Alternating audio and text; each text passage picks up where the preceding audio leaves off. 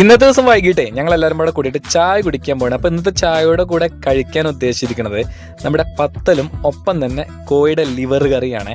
അങ്ങനെ നേരെ എടവണയിലെത്തിയിട്ടോ. അപ്പോൾ അവിടെ മറ്റൊരു കാഴ്ച കൂടി അതുകൂടി ഒന്ന് കാണാച്ച് പോയതാണ്.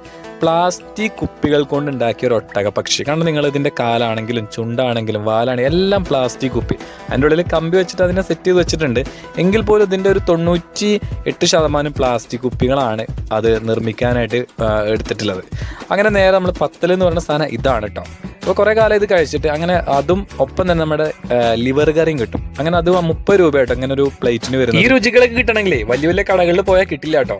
സാധാ ചെറിയ ചെറിയ കടകളുണ്ടാക്കി രാത്രി സമയത്തൊക്കെ ഇങ്ങനെ ഓപ്പണായി കിടക്കണം. അവിടെ ചെന്നത് ഇതുപോലെ കാലിൻ്റെ മുകളിൽ കാലും കയറ്റിയിരുന്ന് ചുറ്റുമുള്ള കാഴ്ചകളെ കണ്ടിങ്ങനെ ആസ്വദിച്ച് കഴിക്കണം. അത് വേറെ ലെവലാണ്.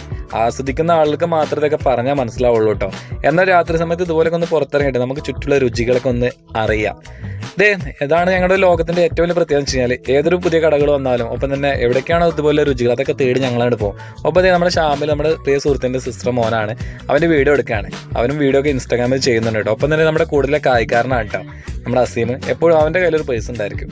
അപ്പോൾ ഇന്ന് അവനാണ് ബില്ല് കൊടുക്കുന്നത്. ഒപ്പം തന്നെ അതിൻ്റെ കുറച്ച് ബാലൻസ് ഉണ്ടായിരുന്നു. അത് നമ്മുടെ സൂപ്പർ മണി ഉപയോഗിച്ചിട്ട് നമ്മുടെ മാനുപ്പ ചെയ്യാണ് കേട്ടോ. അപ്പോൾ ഇതുവരെ ചെയ്ത് കഴിഞ്ഞാൽ നമുക്ക് ഇങ്ങോട്ട് ക്യാഷ് കിട്ടും. അപ്പോൾ അതിനത് ചുറ്റുള്ള ആളുകൾക്ക് ക്ലാസ് എടുത്ത് കൊടുക്കണം അതിന് ഗുണങ്ങളൊക്കെ. എന്താണ് ഞാനിതുവരെ ഉപയോഗിച്ചിട്ടില്ല. അപ്പോൾ ഞാനൊന്ന് ഉപയോഗിക്കണം എന്നുള്ളൊരു ആഗ്രഹം എനിക്കുണ്ട്. നെക്സ്റ്റ് ടൈം ഞാനൊന്ന് ട്രൈ ചെയ്യുന്നുണ്ട് കേട്ടോ. അപ്പോൾ ഇതുപോലെയൊക്കെ ഇടയ്ക്കേ ഒന്ന് പുറത്തൊക്കെ ഒന്ന് ഇറങ്ങുക. കാരണം നമ്മുടെ ജീവിതം എന്ന് പറഞ്ഞാൽ ഒരു ഗ്യാരണ്ടി ഇല്ലാത്തതല്ല. അപ്പോൾ ഇതൊക്കെ ഒന്ന് ആസ്വദിക്കുക കേട്ടോ.